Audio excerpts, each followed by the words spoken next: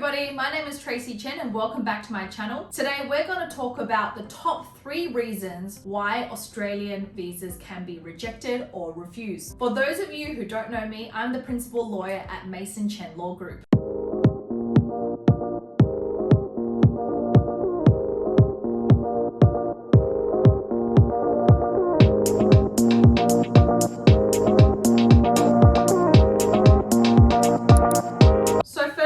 There are many reasons that your visa can be rejected, and this applies to a variety of different visas. I'll explain the top 3 and then I'll also explain what visas it's more likely to occur for. Now, if your visa does actually get refused, depending on where you are, if you're in Australia, you probably can appeal the visa, meaning that you do have appeal rights. If you are offshore, depending on the visa subclass, however, most of them wouldn't be available to be appealed. So essentially, you would have to relodge the visa. And people ask me, if I've got a visa refusal, can I do another one? Well, yeah, of course. Of course, they're going to also assess it against a previous refusal, but most definitely they'll take into consideration the new circumstances and information provided to them. So, reason number 1, incomplete or incorrect information on the application form. So when you fill in any visa in Australia, you have to fill in quite a bit of information. Depending on the type of visa it is, it actually gets quite complicated, and they ask for all sorts of information spanning back to 10 years. They ask for addresses, places you've traveled. I can't even remember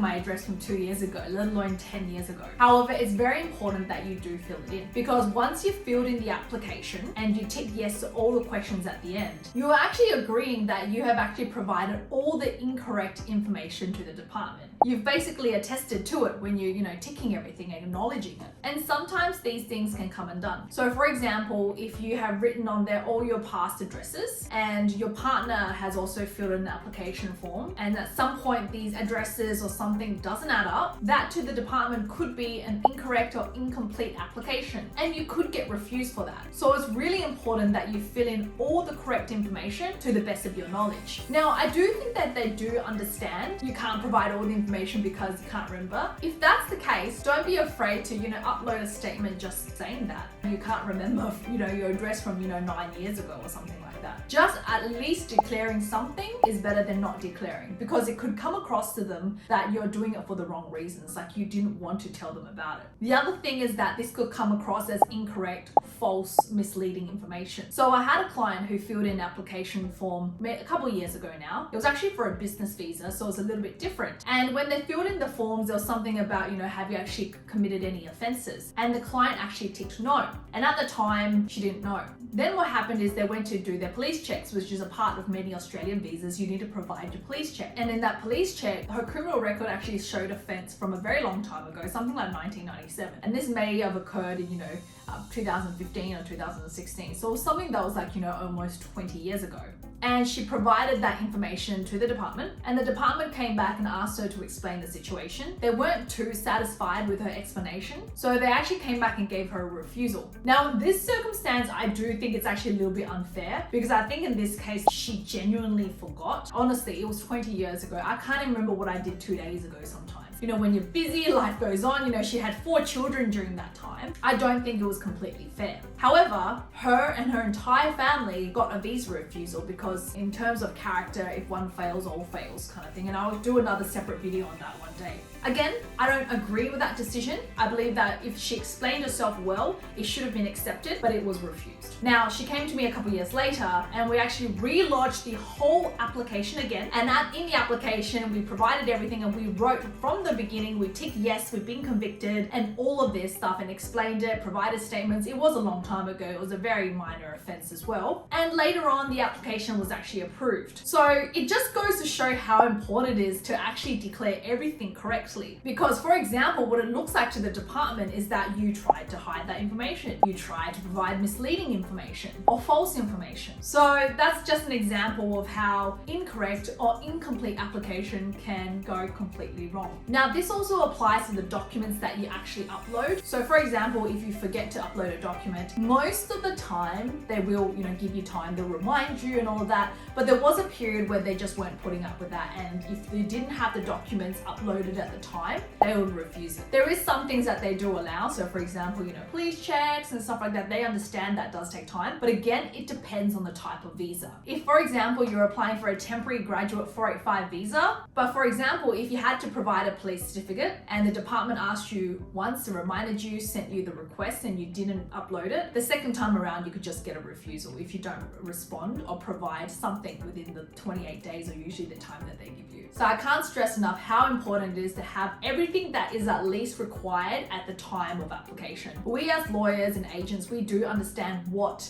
the department will allow and not allow. Generally speaking, as I said, if the police clearance and things like that is not actually something that's statutorily required at the time, then you should be okay. But generally speaking, we do like to have everything at the time of application because visa applications are supposed to be decision ready. We would only lodge it with 1 or 2 pieces of missing information if it was completely outside of our control and the client's visa was expiring. Again, within the means and what is actually possible. If it's something that is actually required at the time, we wouldn't be lodging it without the information. The second most common reason would be the failure to demonstrate that you're actually a genuine temporary entrant. Now, this is actually a requirement across a lot of visas, so I thought I would definitely put it in as a top 3 reasons, because when I look at tourist visa refusals, when I look at student visa refusals, it's definitely one of the major reasons why it would get refused. So first of all, what does a genuine temporary entrant mean? A genuine temporary entrant means that you are actually genuinely coming to Australia temporarily on the visa that you're applying for, and when that visa expires or when it's about to expire, you will head back home. Now, that is a requirement across a lot of visas. So just to name a few: tourist visa, student visa, temporary work visa, the subclass 482 under the short-term stream. And to be honest, they're actually quite strict on this because, they've had a lot of issues in the past. So what you actually need to do is provide the evidence in support that you are a genuine temporary entrant. So sometimes people get refused because they just don't provide enough information. Let's say, for example, a tourist visa,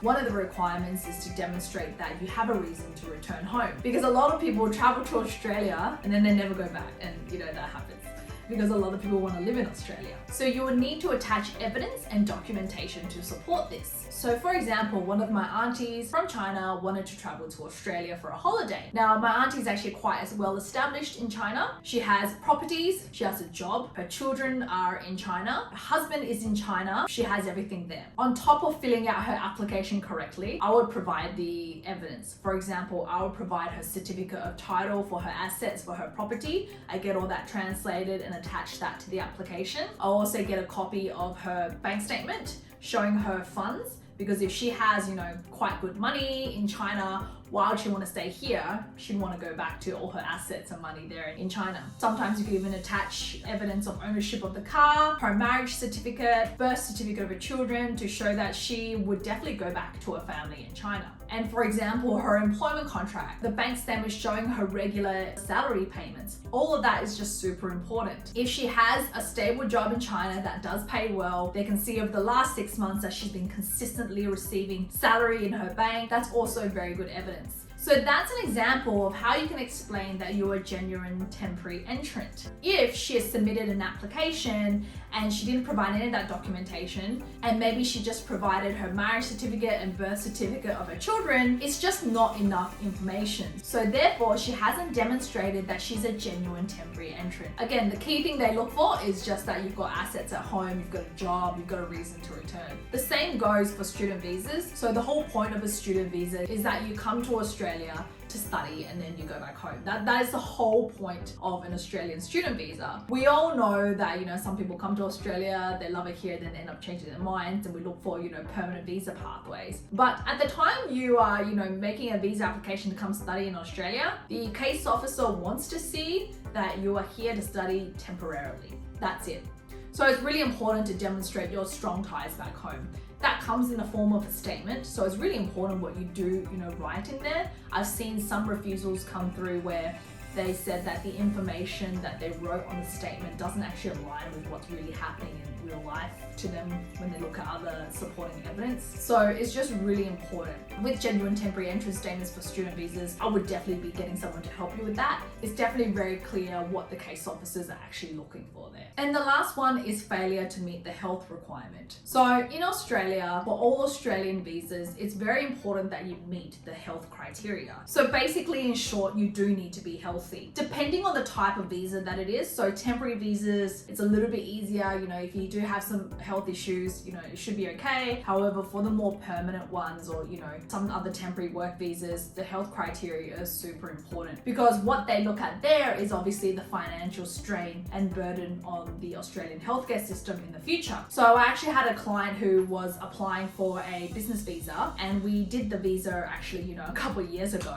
And at the time, I think we applied, he was all fine. He didn't say anything to me. And then I lodged the visa and it kind of just went in the system, and it was just years later, a couple of years later, that's how long processing times are. A couple of years later, they were at the end of processing the application and they asked him to go do new health checks, because health is something that you need to do every 12 months. So if you did it like 14 months ago, you need to redo it. And then he calls me up, he said something and I couldn't understand him at the time, and I couldn't figure out what it was. And he's just like, oh, I had a thyroid cancer, you know, last year. And I was like, oh, whoops, he didn't tell me this. Well, we didn't talk on a daily basis, and I'm sure he was going through a difficult time, and he didn't, you know, call me to update me. I'm the last person he wants to talk to. He was handling enough back home. And I thought, oh, okay, he's got thyroid cancer. And he said, oh, I declared it to the health officers. I'm like, okay, great. And it depends on the type of visa. So there's things called health waivers and all of that. Anyway, the type of visa that he applied for, they did the assessment, and then I actually got contacted a few weeks later saying that they need a second opinion from his oncologist. And we got a second opinion from his oncologist, and it actually looked all quite good. And so we provided a statement from his oncologist to the medical officers. We called them MOC, a medical officer of the Commonwealth. They accepted the letter from his oncologist because they probably determined that it wouldn't be a huge financial burden on the Australian healthcare system. But during the time, I think he was really stressed out. And he said to me, he's just like, why is this such a big issue? And I'm like, because of the Australian healthcare system, the burden. And he goes, I'm just taking a few pills, you know, I'll just bring it myself. I don't need to, you know, use Medicare for this. I have it myself, I have a lifetime supply. And I was like, it doesn't work like that, because, you know, when you become a permanent resident or a citizen, you know, it's not like they can just deny you healthcare because you said so. Everybody is fair game. So, you know, in the end, lucky it all worked out for him. That's an example where, you know, they do look into that. So it's really important. Now this comes into effect, yeah, you know, generally people who are applying for Australian visas are pretty healthy, so, you know, it's okay. There are circumstances when people do have health issues. And then obviously with people who are a little bit older, you know, parents and all of that, they do look at that closely, because, you know, as you grow older, your health does deteriorate. But in saying that, it is the serious health problems. Anything that's minor, that's also in line with your age, you know, they can accept. But do get advice on that. So if you know you have, you know, a serious health issue and you want to apply for an Australian visa, you know, get the proper advice prior to that. You know, just tell, you know, your lawyer, your agent that you're consulting the issue, so that they can advise correctly, because it may be something that would just be a flat out refusal. So that's something to consider. So that was your top 3 reasons why your Australian visa application can be refused. So I think it's really important for you to consider that. A lot of people most of the time are applying for, you know, temporary visas anyway. So what I explained in part 2, the genuine temporary entrant, is really important. And then part 1 and 3, that applies to most visas. You know, you have to attach everything at the time of lodgement and all of that. So it's something for you guys to keep in mind. Obviously, before you lodge any Australian visa, it's really important for you to get the correct advice. You know, go see your agent, go see your lawyer. It's just super important. Now, I hope you guys enjoyed that video. Please don't forget to like and subscribe. Now, I do want to mention something. Australian migration does change all the time, and we keep people updated. If you guys follow me on my socials, I'm on TikTok, I'm on Instagram. I'll leave the handles below in the description box. However, to stay up to date, now I'll also leave the link to our law firm website below. You can actually sign up and subscribe and, you know, keep up to date with everything. So I hope you guys liked that video. Please don't forget to share this with people who need it, and I'll see you guys in the next video.